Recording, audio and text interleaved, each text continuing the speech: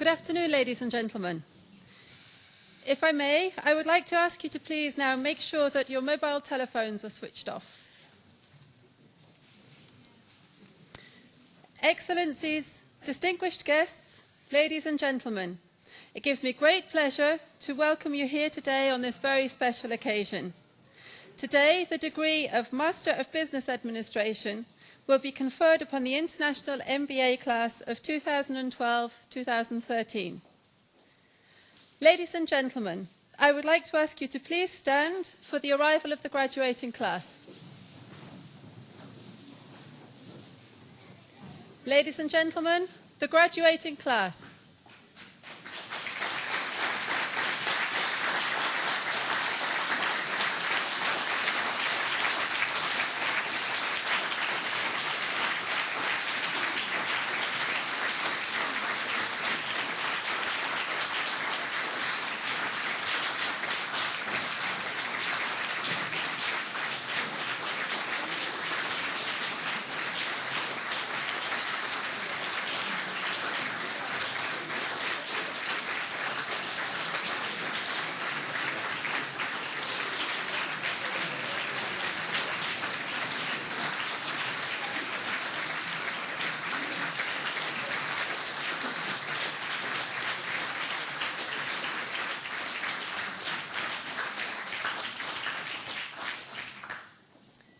Ladies and gentlemen, please remain standing for the procession.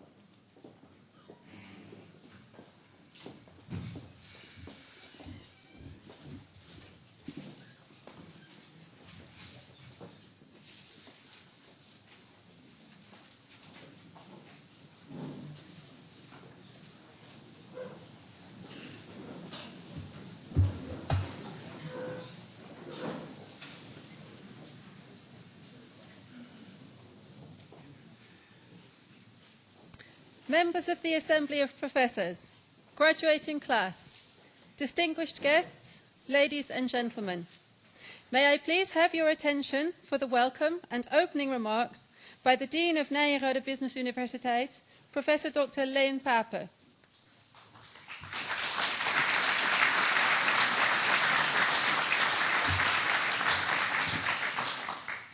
Good afternoon, everyone, but it should be a movie. Let's have a look now.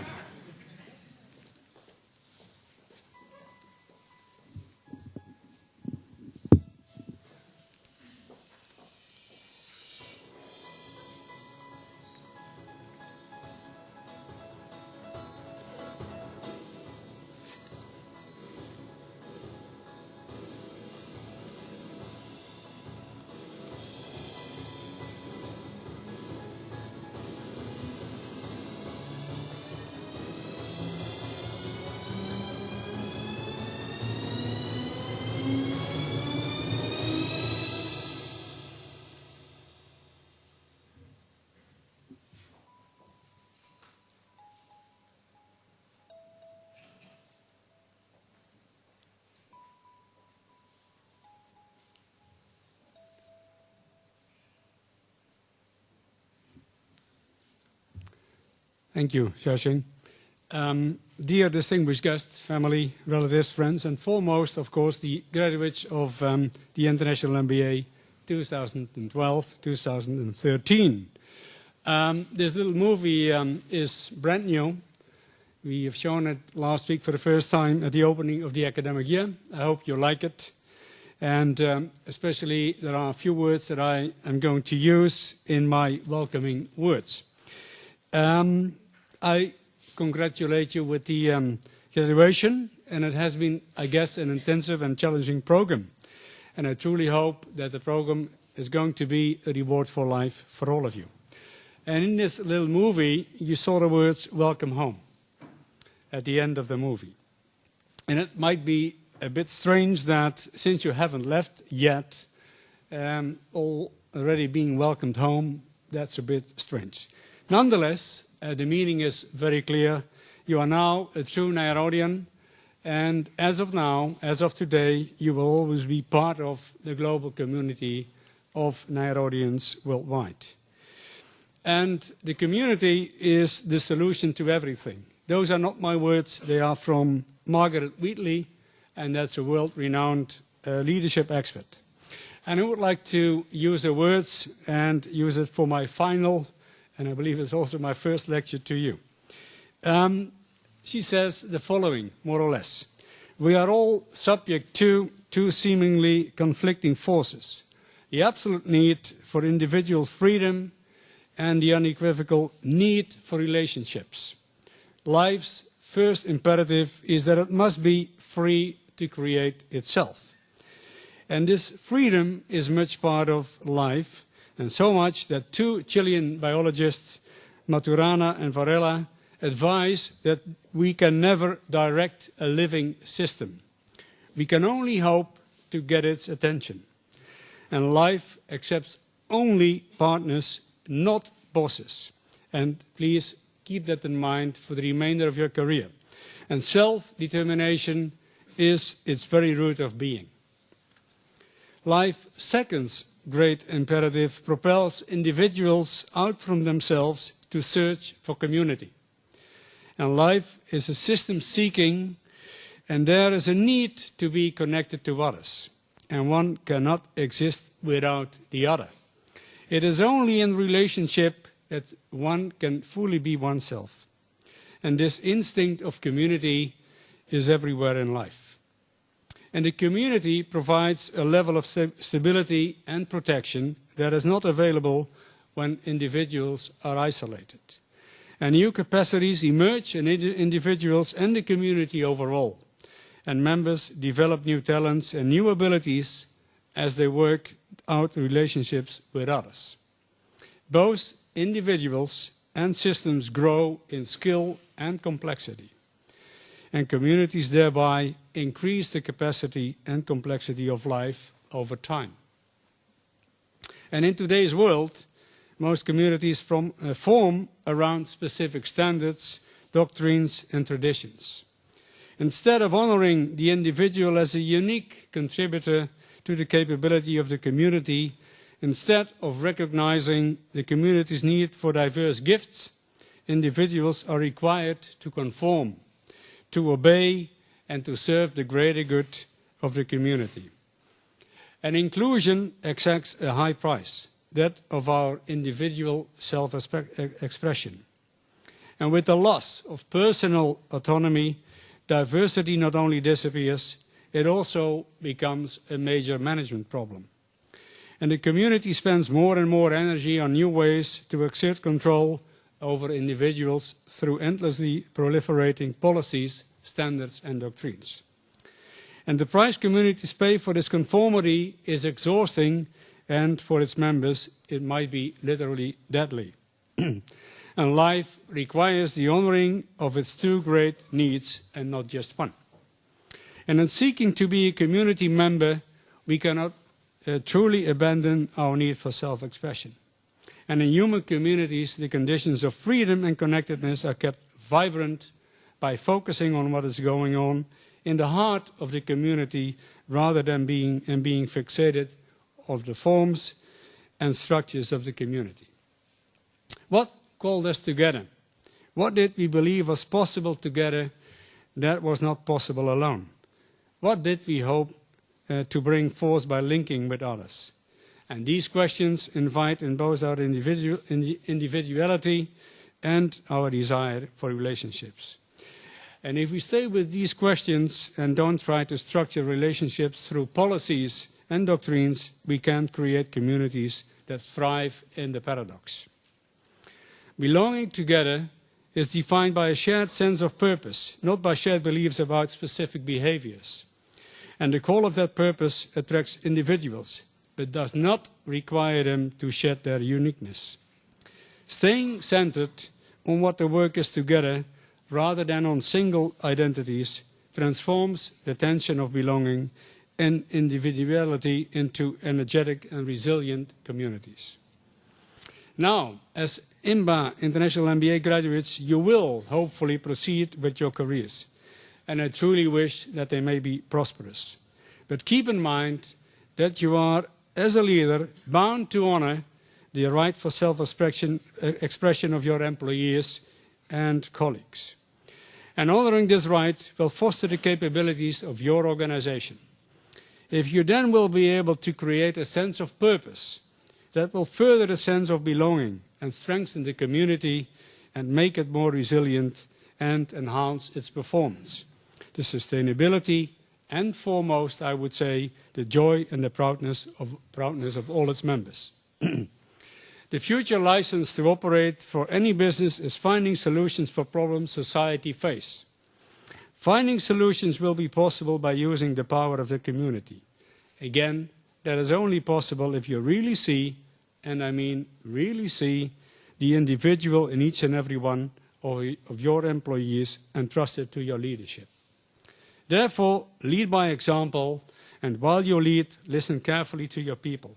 Support them, encourage them to speak up, make sure they feel valued by you, and by doing so, your reward will indeed be for life. Their response will be a smile and an opening of hearts, and mutual smiles will create mutual understanding, and that in itself will foster trust, and by definition, drive out distrust. Leadership is all about building trust and thereby providing them with the courage to follow you wherever you would like to go. Leadership is also about focusing on the opportunities and focusing on the way forward. Be a role model for the employees entrusted to you. Dear class, graduation is not an end in itself. It is just the beginning of shaping the future of your communities and, of course, your own future. The companies and thereby societies, and hopefully it will be for the better. Come back sometime and help us by sharing your experiences with future students, and thereby I wish you all the luck in the world. And now I would like to pass on to the next speaker, which is our keynote, and I would like to introduce him to all of you. It's Peter Korsen, and Peter Korsen is an alumnus of Nyenrode. He started his program in 1979, quite some time ago. And now I would like to read out a few of his achievements in life, and then keep that also in mind, and it might help you along the way. Peter is the global leader, the thought leadership and business innovation in IBM's Global Business Services division. And in this role, he is responsible for and leads the IBM Institute for Business Value, the global benchmarking team, and the IBM Eminence and Speaker program. And before that, he was leading IBM's strategy consulting activity with over 1,500 consultants, and he ran the digital front office initiative in Global Business Services. Before that, he was also part of the partnership of PricewaterhouseCoopers, which we share in common. But that's already some time ago, Peter, and we just elaborated a little bit on that. Now, when I asked him what is special about you, well, I always also took a look at his resume, and he won quite some achievements. He is selected as one of the world's top 25 consultants by Consulting Magazine, a Dutch star by Fem Magazine.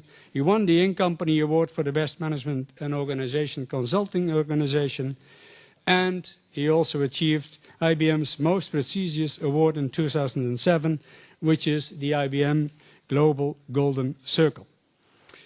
And then I asked, is there anything more peculiar about Peter? There's already a lot. He said, yes, there is. I was traveling to Nyenrode using a time machine, which is DeLorean. And I guess any one of the students, the graduates, is willing to drive a DeLorean. So you might ask at the end of the afternoon whether you are allowed to use the DeLorean car of Mr. Peter Korsen. So he is driving back to the future, but I guess he will take with you a look inside of the future. And help me welcome Peter Korsen. Peter.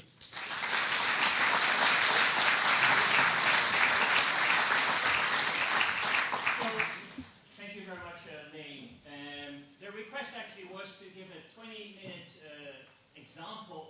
students have been enduring here over the past year. And so I took that to heart, and I wanted to also add some value. So we undertook an effort, and we went out and interviewed some 1,600 chief executive officers, all face-to-face, to figure out what it is that's going to make you successful in the next stage in your life.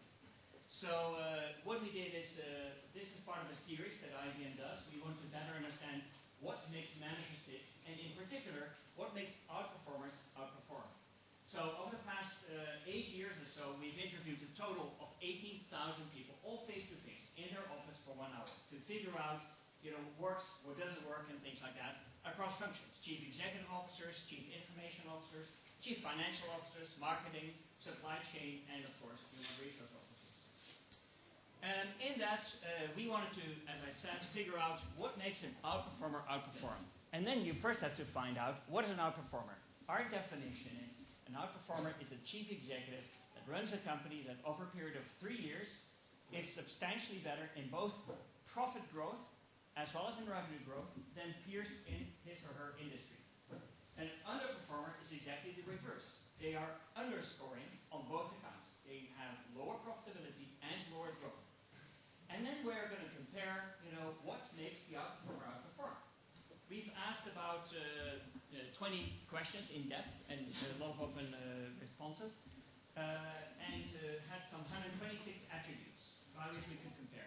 Now, the best and most interesting conclusion, and we also compared that over years, over 8 years of the research that we've done, is that on 82% of the responses, the underperformers say exactly the same as the outperformers. There's no difference.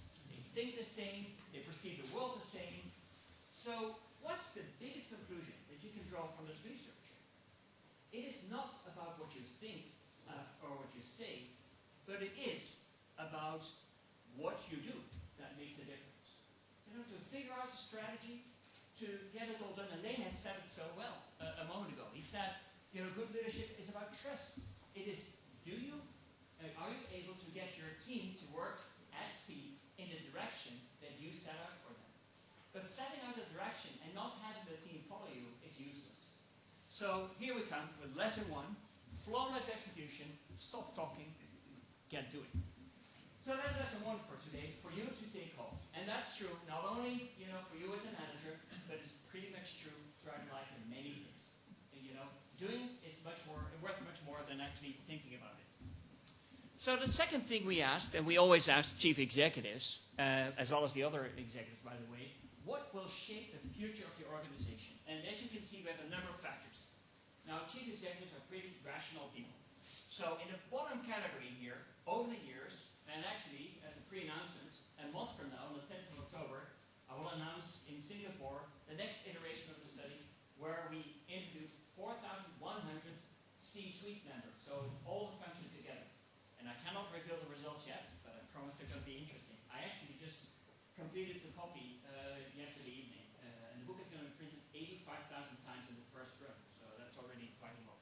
But the patterns are the same. In the bottom factor, CEOs say, I cannot do anything about socioeconomic factors, environmental issues, and geopolitical factors. I have to live with it. So they pretty much end up in the bottom.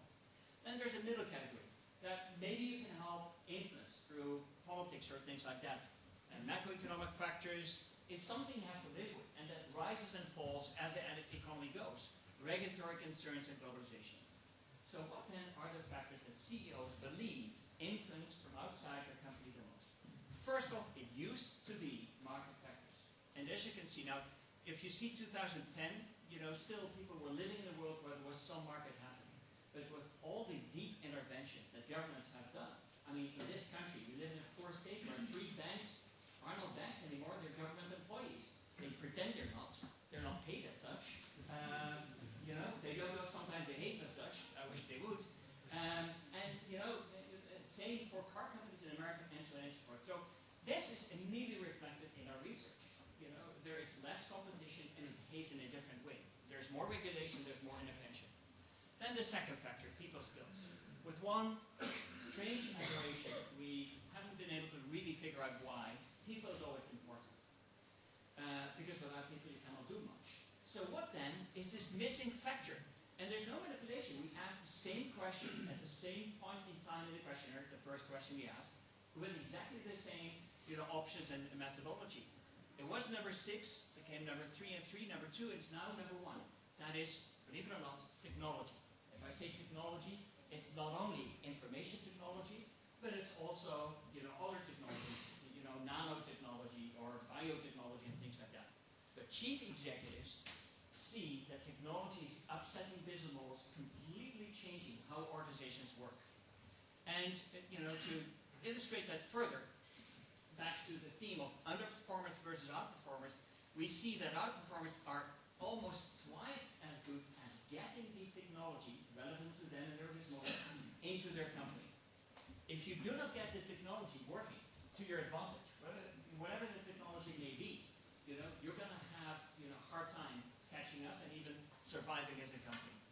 So here comes lesson 2. Transformation success is driven first and foremost by your ability, according to chief executives, to absorb, inject, change your business model with the help of technology. So we then ask, fine, technology, but where does technology reflect in an organization? How do you drive success with technology and other factors? And here CEO said, the number 1 factor, of my productivity, of my success is having people work better, more efficiently, keeping the right people. Number 2, enthuse my customers. And number 3, stay innovative. Bring new products and new services to the market. So let me give you one highlight of each of these aspects for a moment in this final lecture before you actually graduate. So first off, it's about this factor about human beings and employees and things like that. And we gave chief executives the option to choose. Do you believe the world is going to be a world more towards operational control? I think what you need to do, if you're a bank, you need to keep a tight grip on behaviors and things like that. Or do you believe the world is going to be a world of more openness, with social media, transparency, and things like that? What is your perception of the world? Let me first show you the results of the underperformers here. The underperformers scored kind of a third, a third, a third. They're all over the place. And there's a pretty big group right here in the middle who don't make a choice, which I believe, and you probably have learned in many of your classes, is always the worst choice to make, to not make a choice, right? So stuck in the middle, we call those people. Now contrast them with the outperformers. You see 2 things. First off, to that theme, outperformers much less frequently make no choice, step in the middle. And as you can see, almost half of them, and certainly much more than underperformers, choose organizational openness. And let me give you one little tidbit of the upcoming study. This trend we see continuing going forward. So the world is moving here, and we know that. Since this research, we've seen WikiLeaks, we've seen what happens with the NSA and things like that. There is nothing secret. No matter who you are, no matter how well you organize, everything will be known. By the way, everything we do will be known as well, whether it's by cameras, and Big Brother is a reality, so we have to live with that and see what that means for us and how we work in that. So what does that mean for you as future leaders? It means one simple thing. We ask that of CEOs. How do you drive success in the future with your people? The number 1 factor is get the right ethics into your organization. You cannot lead by instructing people, by putting in rules. That's the operation control. You have to lead, they believe, by ethics and value, creating a collaborative environment where people can work together and learn together, including with your clients, and give good purpose and mission. And then you send your people away and hope that they do the good thing. So it's very different from the hierarchical organizations, some of which you will have studied over the past year. So let's go to, so you have to drive value, we say, through values. That's the new way of driving and leading organizations. That remains me. 2 final points. One is on customers. How do you work with customers? We all know that social media is having a lot of impact. This is today's world, according to chief executive officers. How many of these do actively invest in face-to-face contacts with their customers? 80%. Traditional media, which is television, media, and things like that. Now we did interview a mix of, business to business and public sector companies and things like that. And then social media. This is today. Actually, it's about a year old. So how is this changing? We all know social media will go up, right? And we do know traditional media. We knew that when we formulated the question. What we did not know is what the response would be through the eyes of chief executives. And the results are pretty shocking, because as you will see, 57% to social media at the expense of traditional media. The world of paper is over. And those that don't believe it, probably are in for a very hard time. And we can see the signs. Just yesterday, symbolically, or the day before, I believe, Netflix was introduced and will upset the media landscape in this particular country. And so these trends are there, and that's the future that you can grab. There's a lot of digitization going on, whether that's in social media, whether that's in cars. The most extreme example, I happened to be on Tuesday with the Daimler, the car manufacturer in Stuttgart. And just 2 weeks ago, they now have a car driving from Stuttgart to Ulm. And that's roughly the same route as Mr. Benz's wife drove when she was driving the first Mercedes-Benz car in the same region without a chauffeur. On the highway, German highway, 120 to 140 kilometers an hour, nobody behind the steering wheel. There was an engineer sitting in the back to push the brake pedal if that was necessary, but the car is driving itself. They claim to be further with their self-driving car than Google is. Not only Google and Mercedes-Benz are doing that, Toyota is doing that, GM is doing that, so we will have autonomous driving. So that takes the driver, that digitizes, if you wish, the driver. So there's a lot of things happening in your future. So now to understand what that all means is you have to understand the world. And for that, we once more compared, as we do, outperformance with underperformance. And we asked them, do you have access to data? In this case, customer data. And underperformers said, well, maybe a quarter of them have access to data, can analyze the data, and can drive results.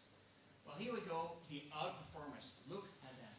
They are twice as good in capturing user data, in making sense out of the mess of the data, and then getting action from it. That last factor we already knew, because that's getting things done, which was my first point. So my fourth lesson for today is that great organizations, outperformers, love data and love analysis to go with it. So those of you that did like the math classes, those of you that love to do the financial engineering, those of you that are kings of spreadsheets, there's a bright future ahead. Those that were not in the category better sign up for a full-on course here at Nyenrode, because it's part of the factor of success. Which brings us to the last factor, which is all about you. It's about partnerships. We've been measuring partnerships and the interest and the need of CEOs to drive partnerships over each of the studies again. And we see over and over that the level to which CEOs aspire to work with others has increased year over year. The best example of a good partnership is the one between Apple and Samsung. And you'll say, Peter, did you not read the papers for the last 5 years or something like that? But listen to this. Apple would have not been able to produce its iPad without the chip, the memory, and the screen technology of Samsung. And Samsung would not be in the tablet category, and by the way, the phone category, if Apple hadn't created those categories. So, it goes together. Yes, they struggle, but it's like a good marriage, Sometimes there's something going on, but if you come out both sides better, you probably stick together. And that's what's happening with Apple and Samsung, believe it or not, as well. Strange marriage, I buy that, but that's what it is. So partnerships are very essential. Nobody can go it alone.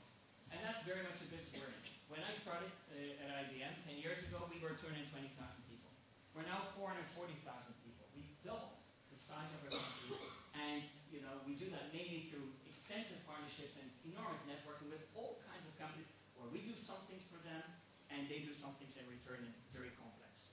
So what do good partnerships lead to? First of all, it leads to more success in creating entirely new industries. People combining things together to create a new offering. TomTom comes to mind, and many others as well. You move into different industries. Now that's a relatively easy one, because if you want to, that growth share matrix, new product, new market, what's the lowest risk? Well, the lowest risk is actually to bring a new product into an existing market. And the biggest risk is a new product into a new market. And of course, it's relatively easy to stick with your existing products in your existing markets if you provide enough innovation. So if you have a good product, you want to move to a new market, you best do that with somebody that is very well established in that market. So moving to different industries works well with partners, outperformers do better again. And finally, that results in more revenue growth. How much revenue do you get new sources, from new things, from things you didn't do before, our performers are more successful and thus grow their companies faster. And partnerships with others is a key ingredient to that.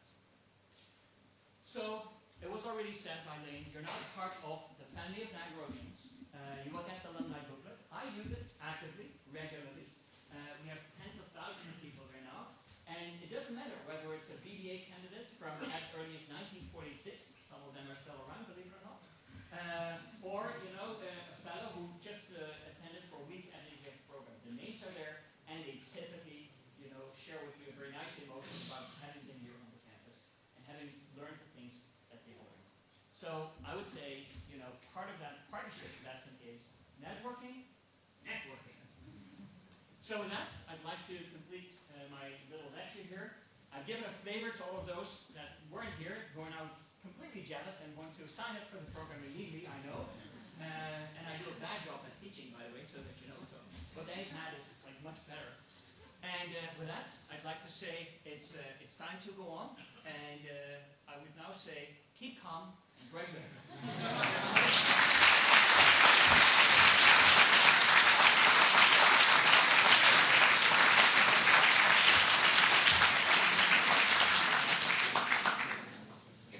Thank you, Mr. Corson. May I please have your attention for the conferral of the Master of Business Administration degrees by Professor Dr. Desiree van Gorp, Associate Dean of Degree Programs.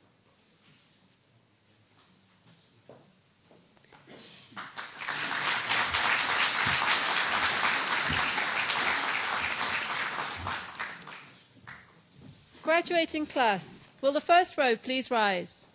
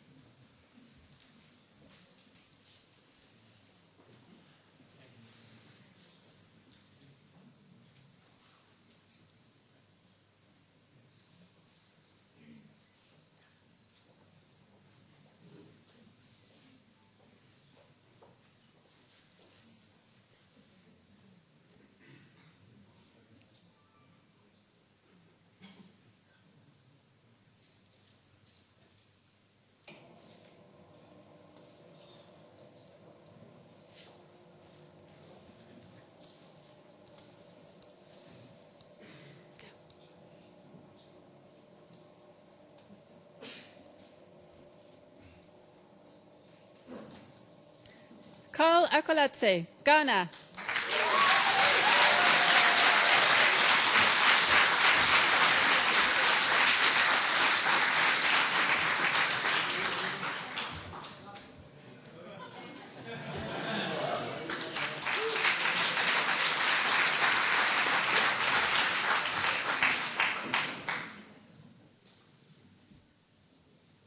Yassine Amani, the Netherlands.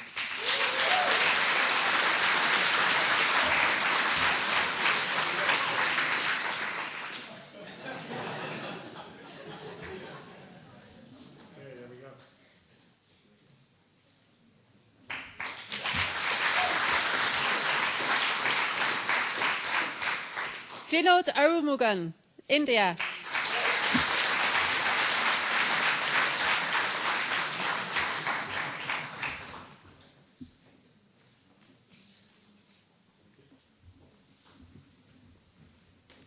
Harry Berendsen, the Netherlands.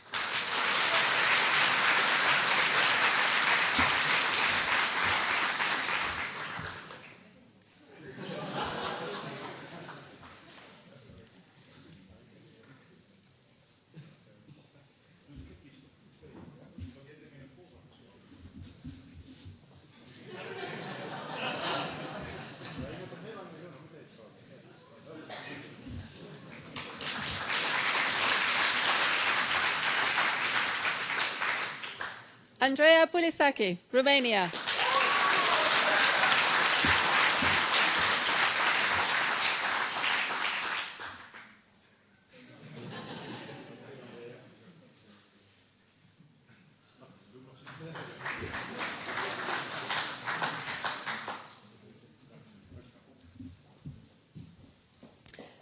Pramod Chikamagalur Srinivasa, India.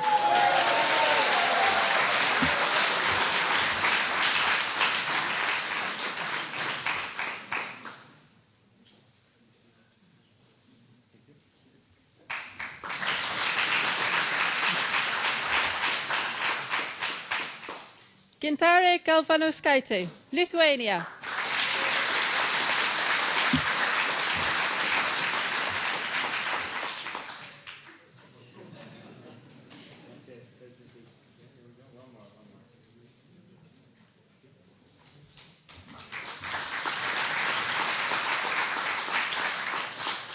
Matthias Ghetto, Germany.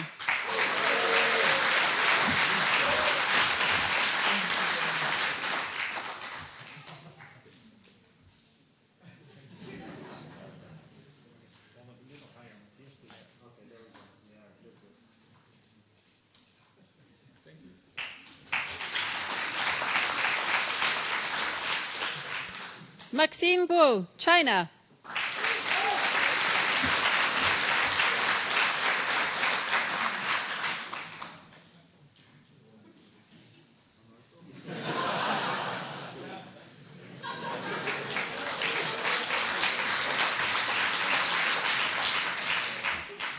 Anta Hogenboezem, South Africa.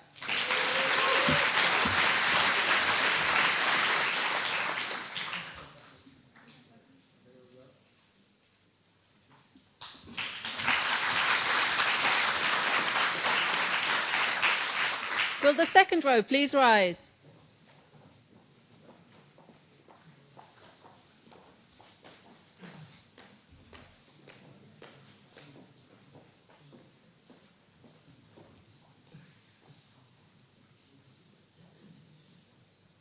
Susie Huang, China.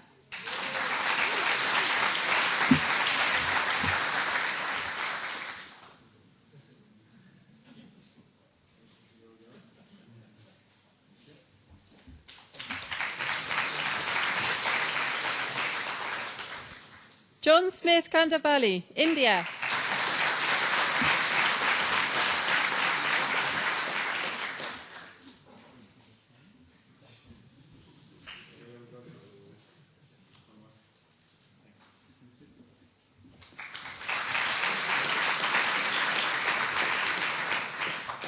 Kristen Kirkpatrick, United States of America.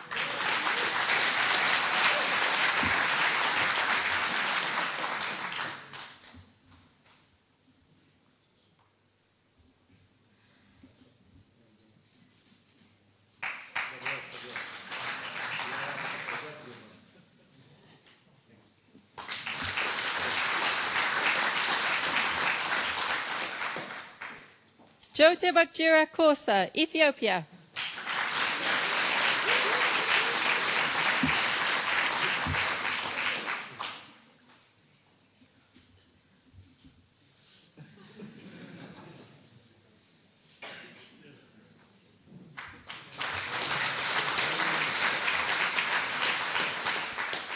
Ankur Kumar, India.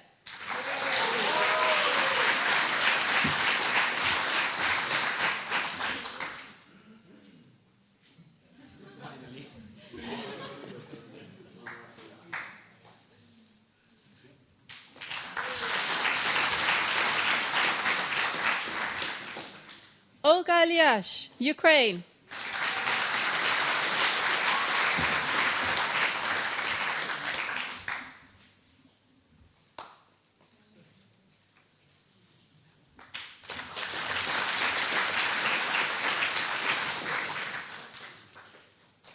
Rudo Helen Maisiri, Zimbabwe.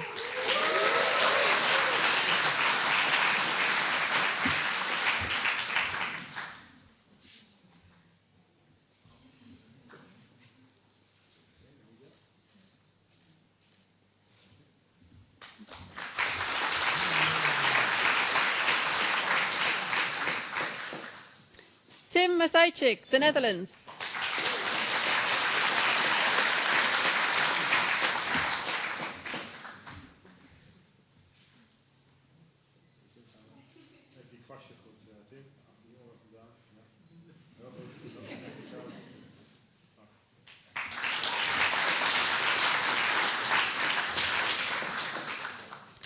Wibi Agung Nugroho, Indonesia.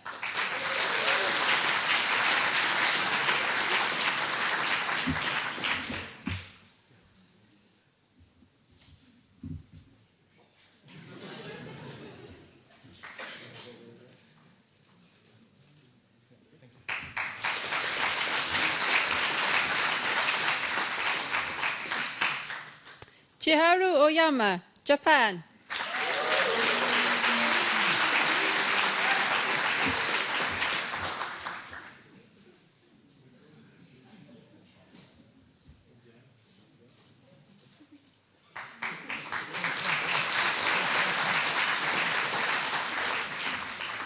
Will the third row please rise?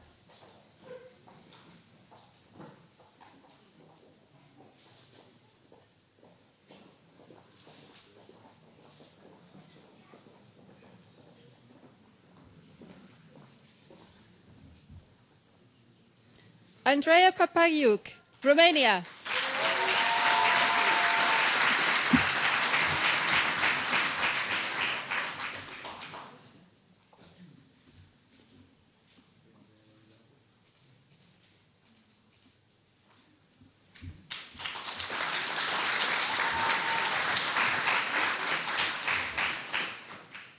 Bhagya Lakshmi Patnaik, India.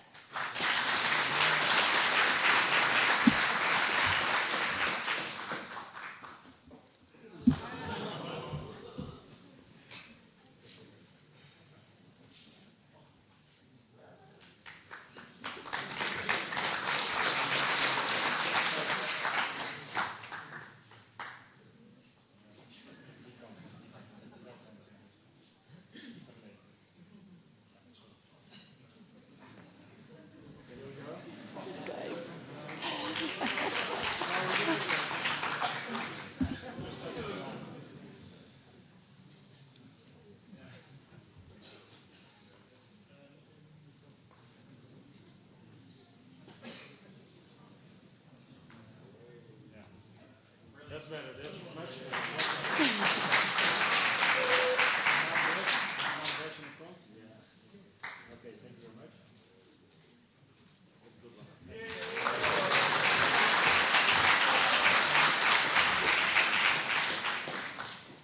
Krishna Yudhitya Ramat, Indonesia.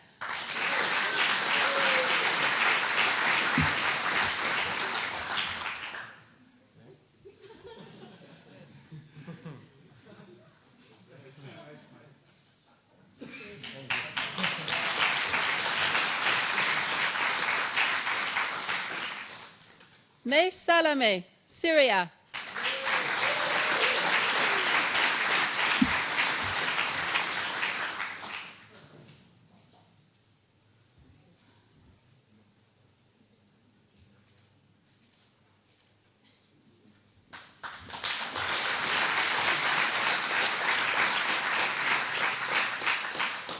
Sahil Sambyal, India.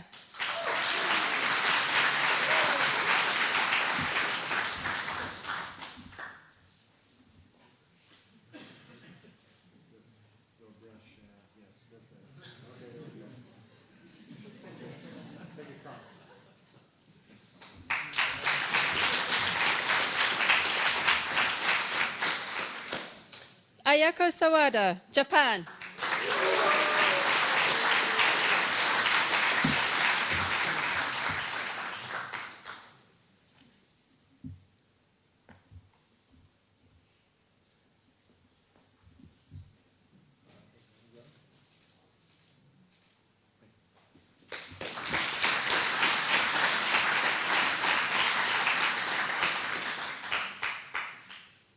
Neha Sharma, India.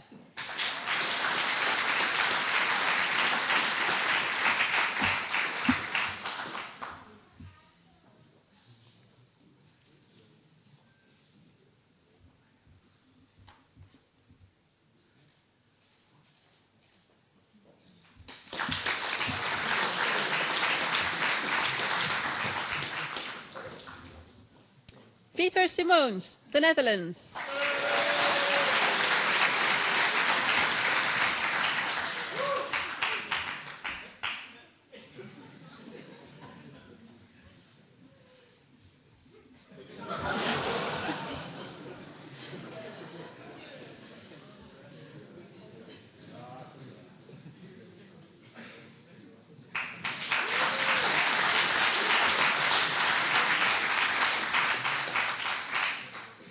Laura Sinca, Romania.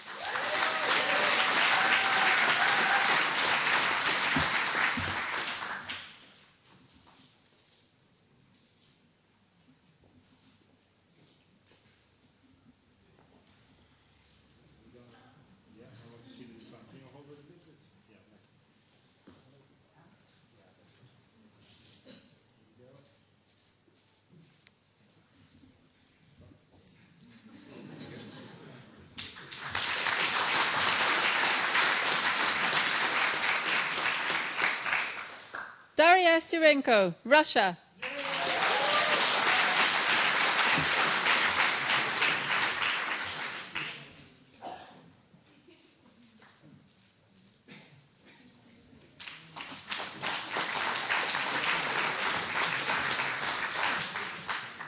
Will the fourth row please rise?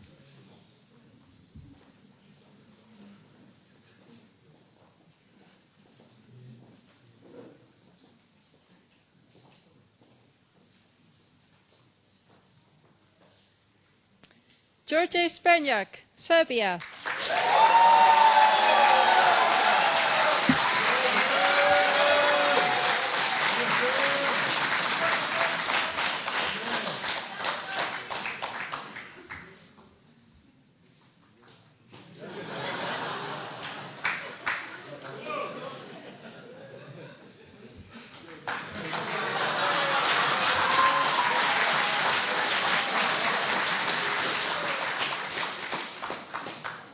Gijs Timmers, the Netherlands.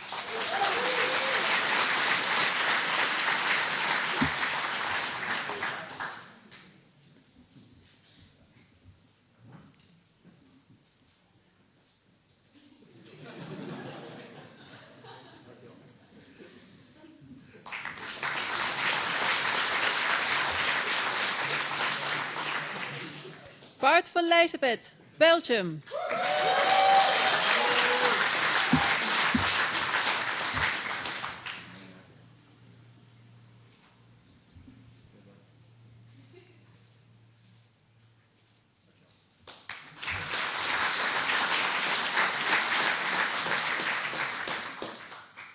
Rajasekar Vedachalam Rajendran, India.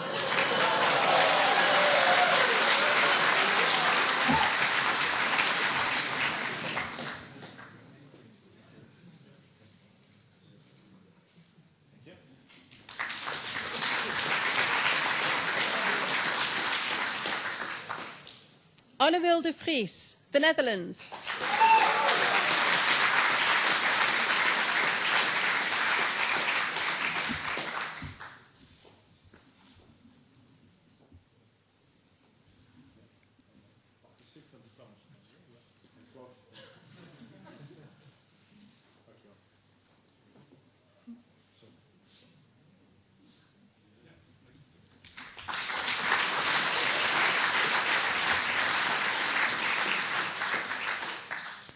Eva Yi, Taiwan.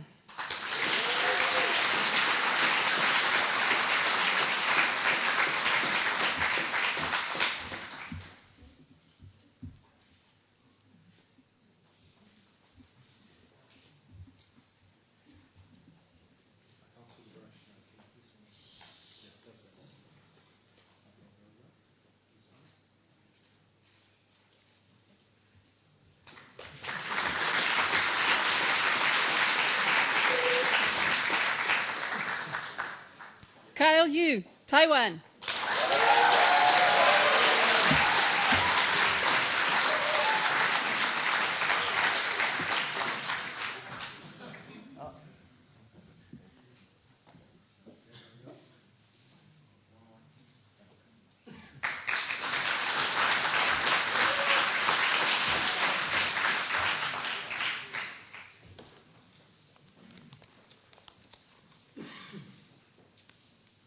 Dear IMBA class, 2012-2013, distinguished guests and colleagues, and a special welcome to our keynote speaker of today, Peter Korsten.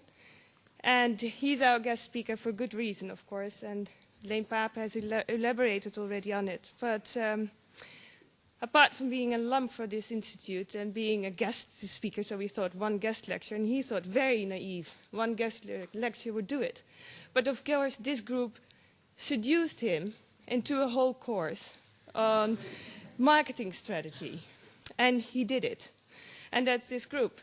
And to even add something to his impressive track record, he actually recently was author of one of the MIT Sloan Management articles co-authored by Philip Kotler, not unknown, would I say, in the marketing world, and on the gap between the vision for marketing and reality. So actually, you were all very lucky to have him lecturing to you. And this is indeed what Nyenrode, a part of Nyenrode, is about, knowledge.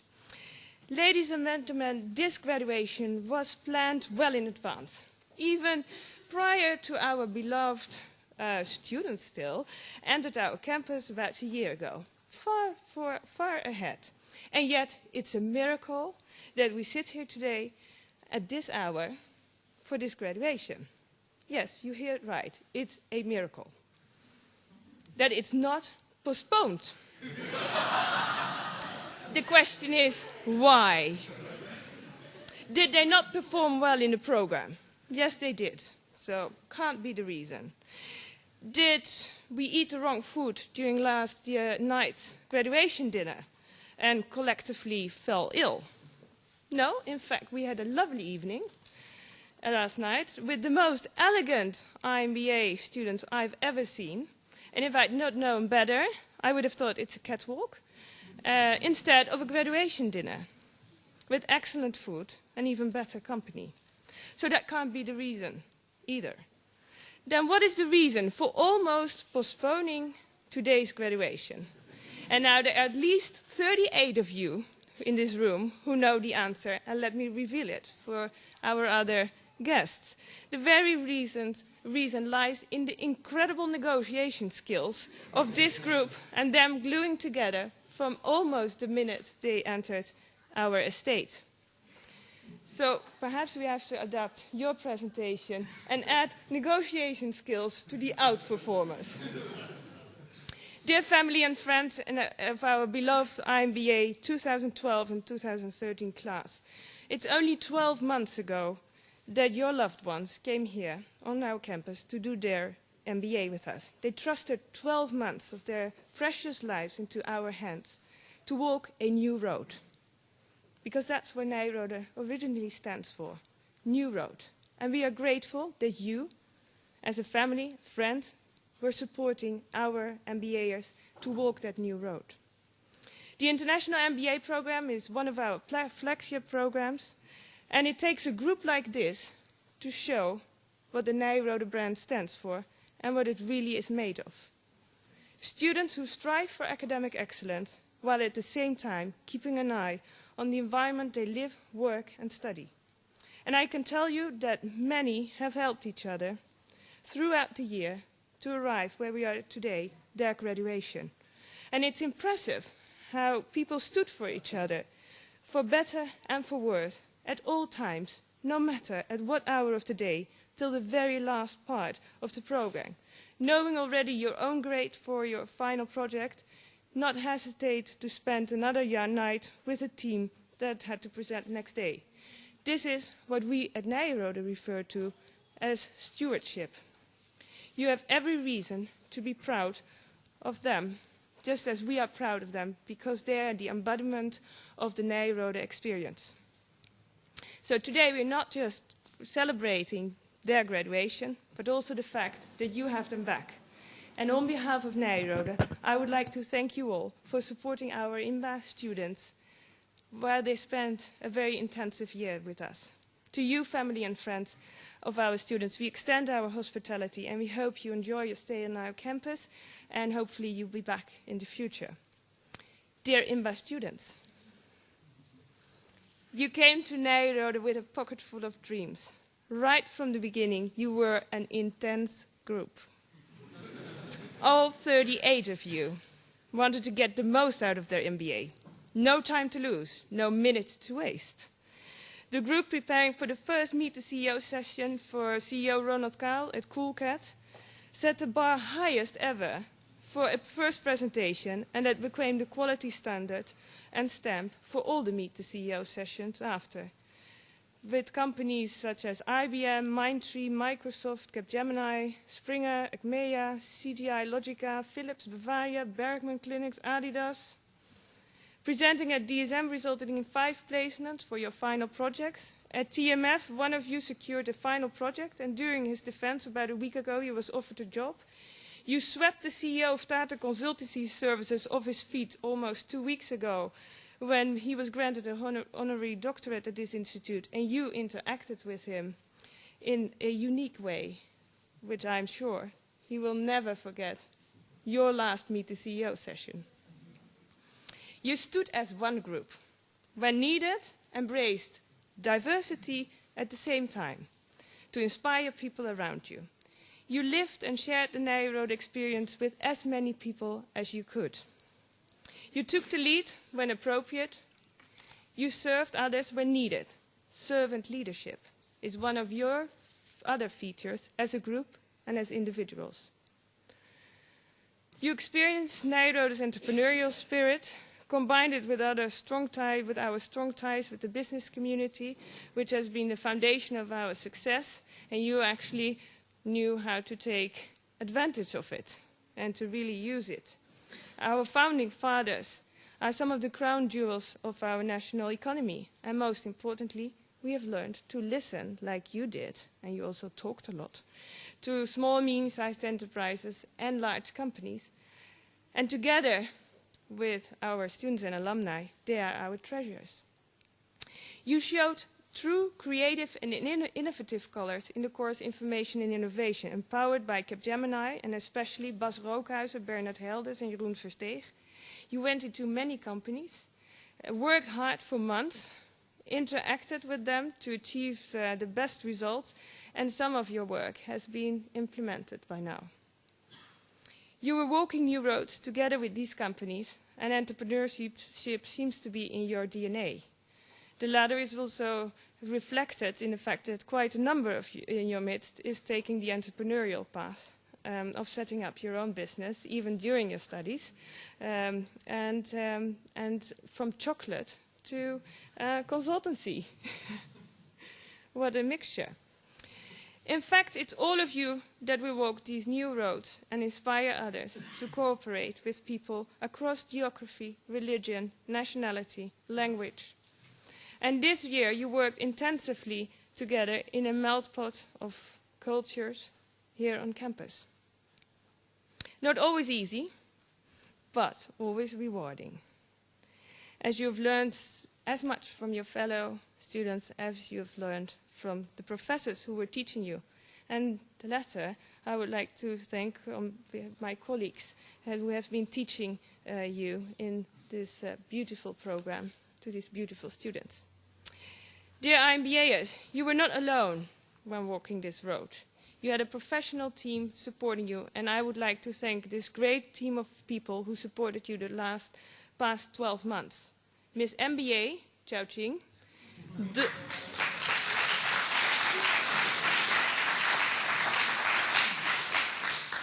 Dolly,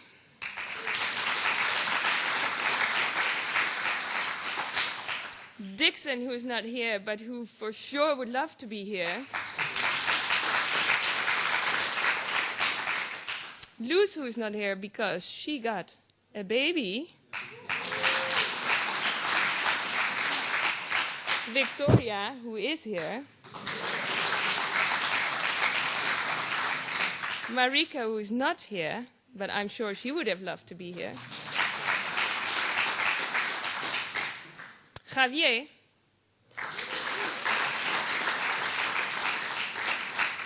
who a year ago was sitting there, Petula,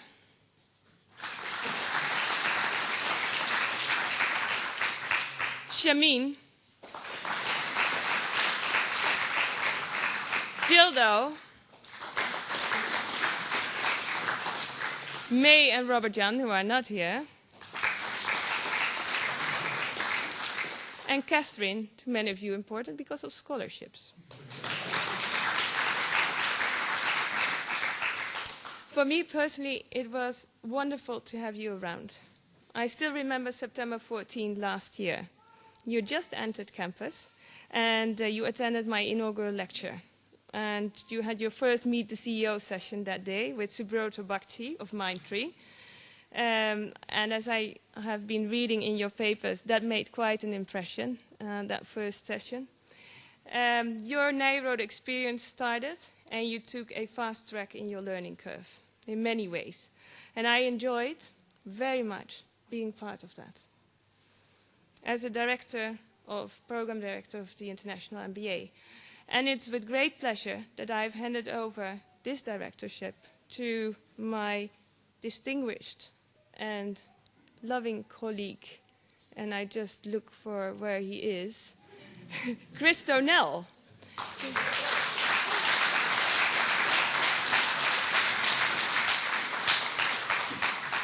Who, in the field of leadership, both as an academic and someone who practiced it actually his whole life, apart from being a baby, he is in such a way that he serves as a great inspiration to many. So, wish him good luck. And then, time has come to actually have some announcements to make. As mentioned, the Nyenrode MBA puts great importance both to the academic performance and to the social skills of our students. And to reflect that, we have the tradition to give special awards both to the student that has best academic record and the student that has had the most impact on the social interaction within the group. And we now would like to ask your attention for two very special students who truly excelled within their group, either through their academic records or by their social and group skills. Let us start with the valedictorian. This is the student who within the group was able to achieve the highest grades as measured by the GPA, the grade point average. Ladies and gentlemen, may I have your attention for the valedictorian address by the MBA graduate who achieved the highest academic results in the year 2013 International MBA program, Mr. Ankur Kumar.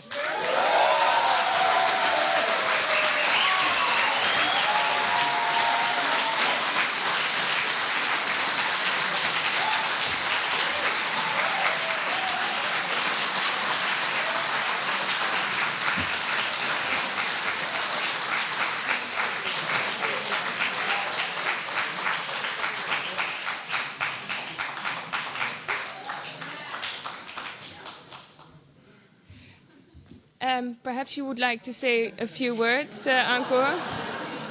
And if not, this gives me the time to actually say something more, because there are two members of the team I would like to thank, which are Cindy, who is standing there, and Y, who is sitting there. So,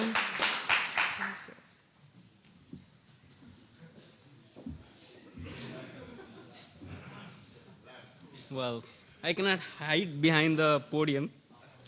I don't like that. Okay. Guys, pull out your iPads and send me what to say here.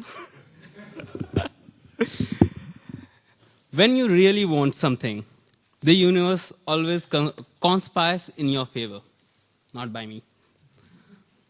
Citation by Paulo Coelho, An Alchemist. Okay, this is a title that I wanted to have ever since I saw the golden plate bearing the list of the previous valedictorians. However, until 2 days ago, I would have never thought I would be graced with it. God does play a role, and destinies do come into play. 1.5 years ago, all I knew about Netherlands was that one of our clients, ABN AMRO, was based in Amsterdam. And today, as I stand here, I hold an MBA from one of the most prestigious institutes in Netherlands. I have come a long way in the last 1 year, and I have experienced many things. As I reflect, I cannot but deny this fact that this honor is something that I have earned myself. It's not my achievement. It's a joint achievement of IMBA 2013. Each and every of my 37 colleagues sitting there have played a role in this, even in writing the speech. Guys, you were not supposed to write that part. And I dedicate this to the whole batch.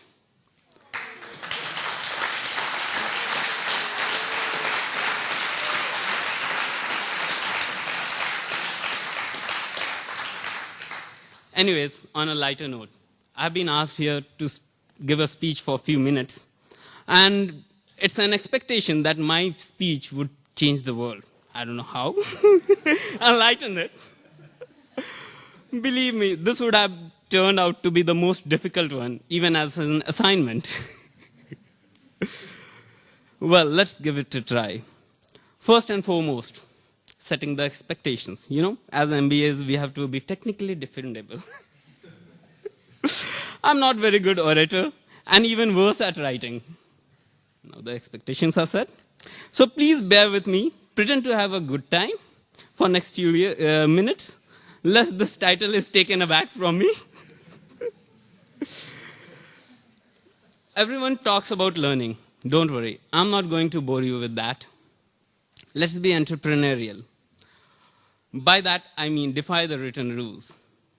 I'm going to talk about things I unlearned this year. Well, first one. Early to bed, early to rise makes you healthy, wealthy, and wise. Well, this statement actually does not mean that you go to the bed early in the night. It means the other way around. Go to bed early in the morning and wake up early.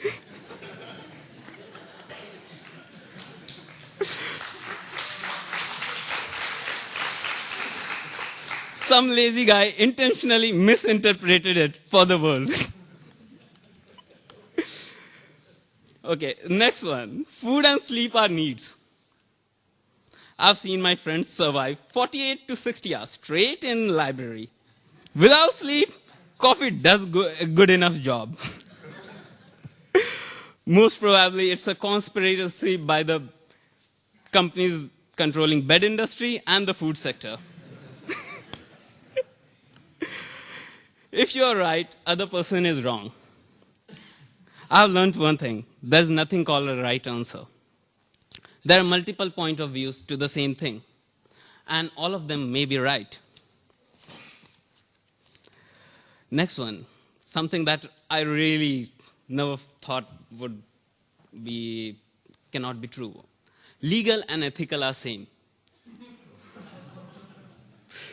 There are gray areas actually. Revolting against a government may be illegal, but ethical. And you could call all the bankers unethical, but they are legal.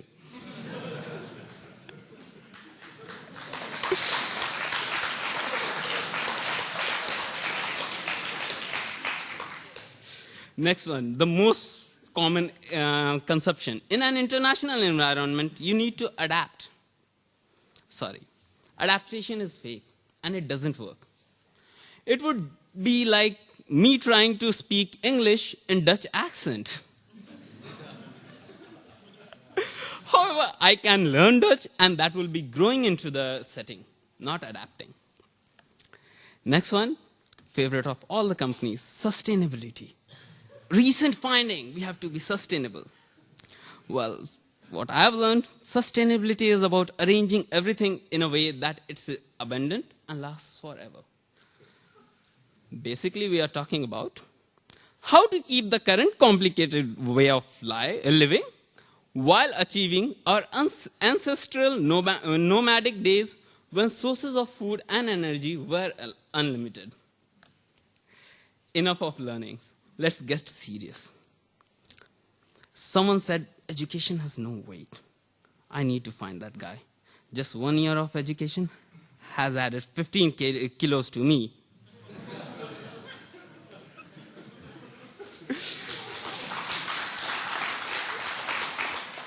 I would like to end my epic speech by thanking everyone who has been part of my journey and helped me reach here.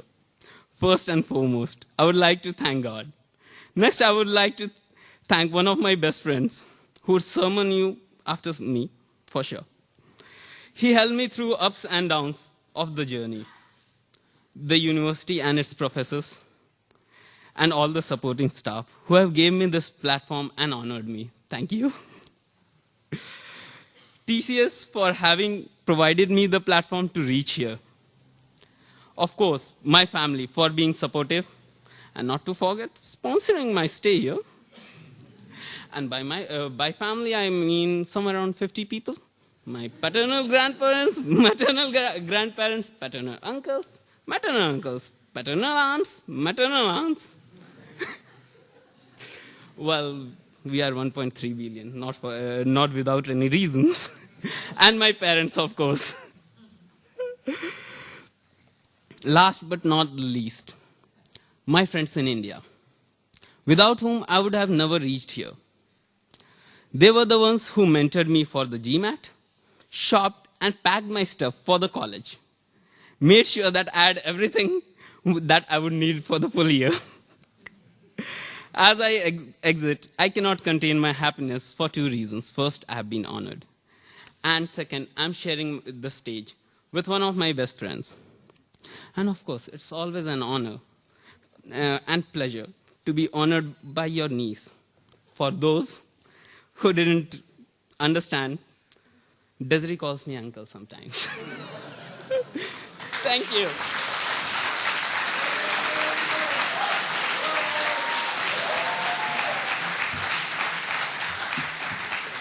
Thank you, Uncle.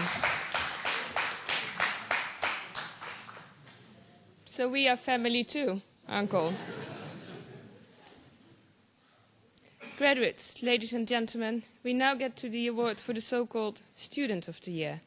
The Student of the Year is selected by his or her classmates, and the Student of the Year is recognized by peer, not so much for academic achievements, but because of personal qualities and team spirit, acting for the benefits of the whole class throughout the year.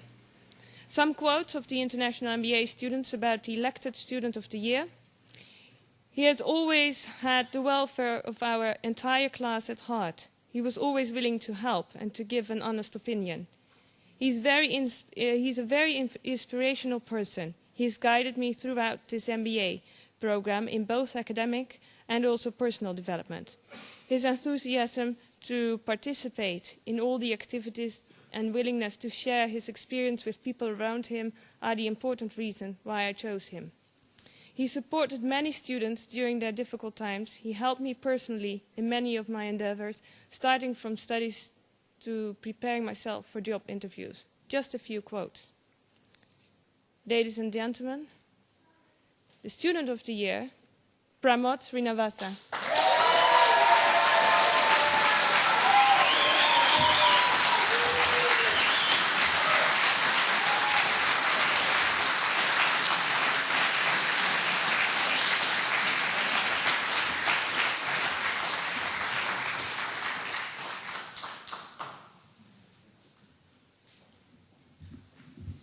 And chocolate does make you happy.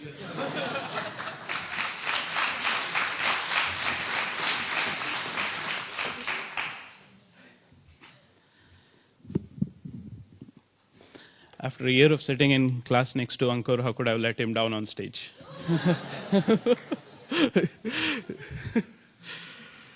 And thanks, Ankur, for sharing that special place in your heart for me. Thank you.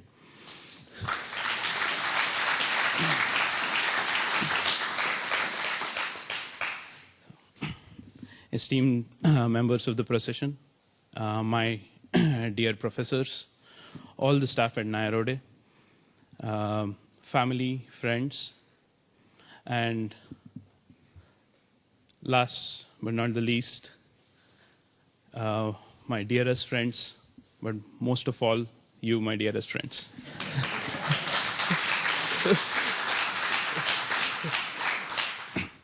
It's an honor and a very humbling experience to stand here. Just to share, as usual, a couple of learnings out of many that I've had through this year. I just want to recollect a few incidents. The very first day when I arrived here, I got a sumptuous meal from John. Still is rumbling in my stomach and keeping me going. Then was the football game. I focused on the ball really well, kicked it hard, missed the ball, but got Andrea's shin. We are still friends. Then was Tim. I didn't know who he was when I challenged him for a game of chess.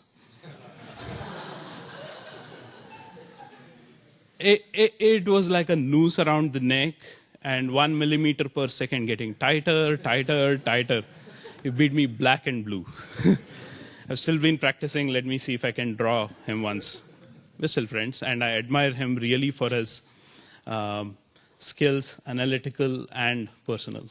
If I'm 10% of what he is, I'll be lucky.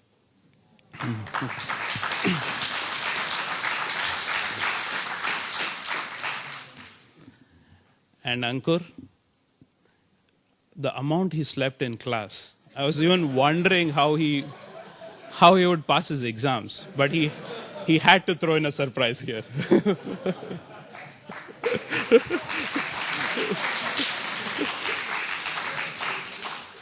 No more grade deductions now. You have the so again. So what it says about our group is that we're all really unique individuals, and that uniqueness is our speciality. And this speciality is what makes me really proud today to be amongst a light group like this. So the uniqueness is our speciality, and we need to keep that. That's my first learning. To bring up to my second learning, let me just trace my journey here. Around 3 years ago was when I first wanted to be at Nyenrode. It was not easy because after having 13 years of professional experience, not having held a pen and written a complete sheet of paper in the last 13, 14 years, not having opened a book and read end to end, and suddenly there is this GMAT. Oops, yeah, it's like good for exercise. The books. It was very difficult. First, my family had to reconcile with the situation of me being here for a year. My lovely wife there, and my son, missing him. Not easy. But they made a lot of sacrifices. My father, he was much more excited than me about the MBA. He did all my paperwork, reminded me, you have to submit your essays, you have to go and give this paper there, send that money here, everything. And my wife was asking me, are you doing the MBA or your father? And my mom, she made sure that nothing else comes in the way. No bad news reaches me, so that I can focus. And my in-laws have been extremely supportive through the whole year, especially when I'm not around. So my family supported me a lot. Then 3 unique people at Mindtree. Uday Shankar AB, he helped me through the whole process. Then Sanjoy Roy and Sri Harsha Imrapur, who was the valedictorian 2 years ago. All 3 of them Nyenrode alumni. They guided me through the process, gave critical feedback on my essays. I was scared. I was scared. So that was the next step. Then my first communication with anybody at Nyenrode was Dixon, then Serene, then Xiaoqing, then Dolly, and it went on. So there was a lot of help all along the way.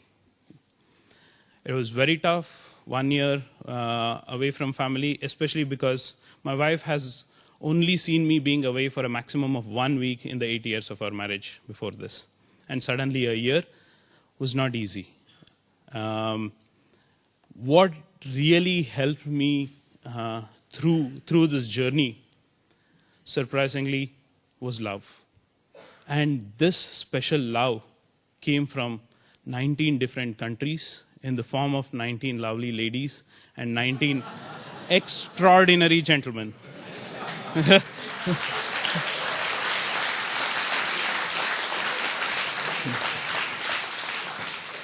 And my second lesson was, love can conquer anything.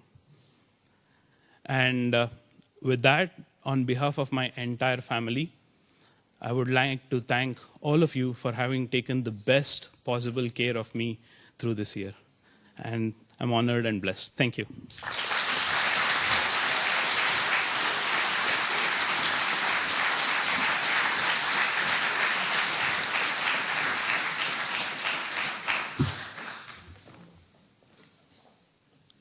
Thank you, Pramod. Ladies and gentlemen, it has also become a tradition in the Nyenrode MBA programs for the MBA class to elect a Professor of the Year. The Professor of the Year is selected by the students out of all professors they meet. Considering the fact that Nyenrode puts a great emphasis on the quality of teaching, considering the fact that it are students who select what they perceive as their best teacher within the Nyenrode community, the MBA Professor of the Year award is considered a very prestigious one. Ladies and gentlemen, this is what the full-time international MBA students say about the elected Professor of the Year. His way of teaching was very clear and inspiring, as if he were a magician. He naturally made me understand and enjoy the wonder world, and then you already know who it is, of finance. He has taught me so much and completely turned finance into a fun activity. I'm pleased to present the Professor of the Year for the International MBA Program 2012-2013, Professor Kaloon Che.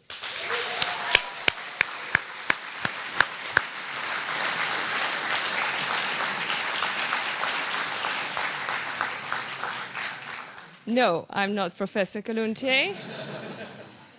But as he cannot be here today due to his traveling, Professor Dennis Fink will read out his speech.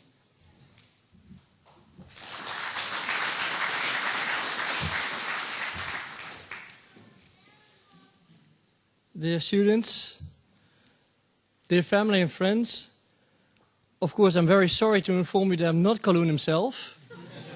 I maybe look a little bit like him, but, I may be wrong also. So, you have to choose for yourself. Of course, I also taught your class in the MBA, and also I wanted to win this award myself. But hey, unfortunately, Kaloon beat me to it. So what can I say? Okay, without joking, Kaloon and I know each other very well. We've known each other for more than 10 years. We actually share an office together at the Nyenrode building. He's one of my dearest friends, also in the academic world, but also personally. The thing is, unfortunately, Kaloon needed to attend his business in China, so he couldn't be here. Anyways, he asked me if I would be willing to receive his award on his behalf, and of course I'm happy, more than happy to. And his words were exactly, and I quote them: thank you very much for this honor. I wish you all the best in your career, and I love you all. The words of Kaloon. Thank you very much.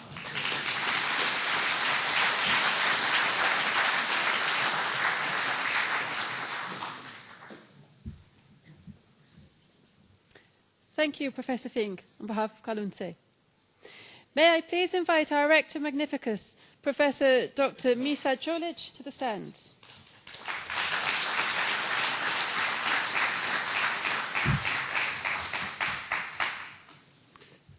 Graduating class, ladies and gentlemen, Professor Leen Pape, Dean, Professor Desiree van Gorp, Associate Dean of the Degree Programs of Nyenrode Business University.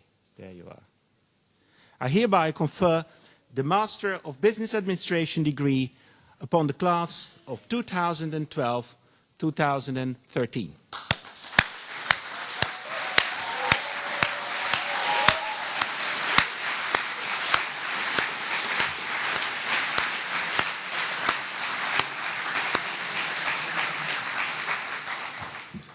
Now, I'm the first one who is able to congratulate you as alumni of Nyenrode University. Welcome. Now, I would also like to thank our keynote speaker for today, Mr. Kersten. And his first advice was, doing is better than thinking. It's a difficult thing in a university, but I recognize it immediately as deep wisdom, because already in my time I heard from Mr. Presley, less talking, more action. So that's okay, and that's also a hint not to talk too much to you. But I would like to just say a few things about perhaps the experience, the learning in general, and what happened in the past year. If everything is okay after your final project, you felt an immense relief. No assignments, nothing, no exams. Somehow, I don't know what the physiology is about it, that always translates into heavy drinking. That's okay. Nothing wrong there. And then you wake up. That will happen tomorrow. I think you already have your part of heavy drinking yesterday, okay. So I'll keep my speech short and very to the point. I'll just give you one single advice at the end, but I'm not there yet. So after that heavy drinking, you wake up. That will probably happen tomorrow.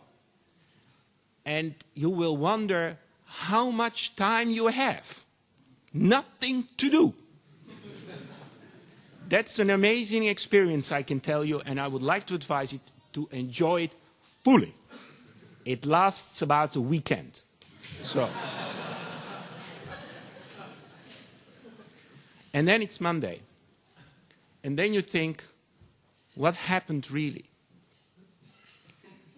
And then there are two things that you should think about. There are two ways of learning. There is something like experiential learning, and there is something like intellectual learning as well. So experiential learning is something that you experience. And that can be very simple and very complex at the same time. Let me give you an example of a simple thing.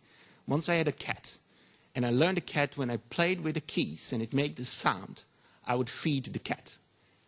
So what's the use of that? I lost that cat several times. I didn't have to yell through the streets, but just fiddling with my keys, which is more elegant than yelling to the cat. And the cat knew, oh, there's some feeding time. And then I could pick her up. The disadvantage is, of course, that I never could play with keys in my own house, because the poor animal will always think, there's food coming. This is a part of experiential learning that I can explain you very easily, because it's simple. There's some other experiential learning that's more difficult. For instance, if you ask me, what does it really mean if you sit down and pray, and you have an interaction, and you feel whatever, enlightenment, God, up to you, then that type of experiential learning I cannot explain to you, because it is very personal. So what your experiential learning was during the past year probably differs from one person to another. But it certainly is worth a lot. Now, the funny thing about experiential learning, it will continue as long as you live. You don't have to do anything about it. You will get experience. With intellectual learning, it's a little bit different. It has an expiry date. So it depends a little bit on what field you're in. For instance, if you're into philosophy, you can still read Plato and you will feel some kind of a connection. On the other hand, if you're in the biotech industry or in the techs, then what was worth something and the truth yesterday certainly isn't going to be tomorrow. So that expiry date also applies for the knowledge that you have at the moment. So what is the idea of the future? And what is my final mark that I would like to make? To be knowledgeable in the future, you just have to say one simple thing when you are going through your business: I don't understand this. Explain me. And in my whole career, I never, ever experienced that somebody say, "Niet, I'm not going to explain that to you." People like to talk. People want to educate you. Use that human behavior to your extent. It just requires a little bit of your ego to say, "I don't understand." A little bit of your courage. For the guys, a little bit having balls to say, "Not a clue what you're talking about." And then a lot of knowledge is coming to you. So my final remark to you as a class would be, expect yourself in many ways to be ignorant in the future. Use it, be sometimes proud about it, and learn a lot. Now, the last remark of our keynote speaker today was partnerships. I agree completely with him. All this paper is totally useless. Paper time is over. So, it's about partnerships. Nyenrode was the partner for you for the past year. I sincerely hope that Nyenrode will be your partner in education for the many coming years of your career. And then again, welcome home. Thank you very much.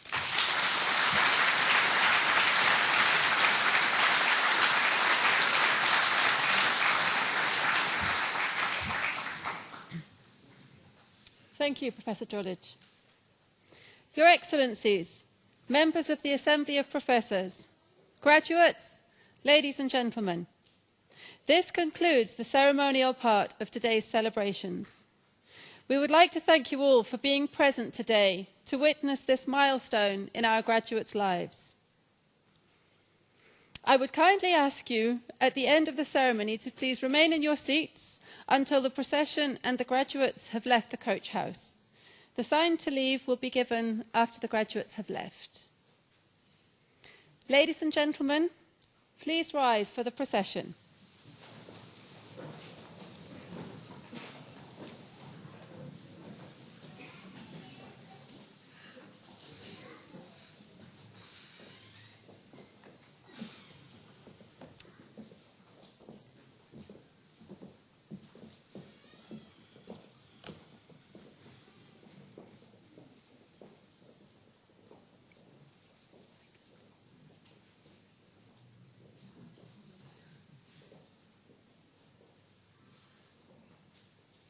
Ladies and gentlemen, the graduates.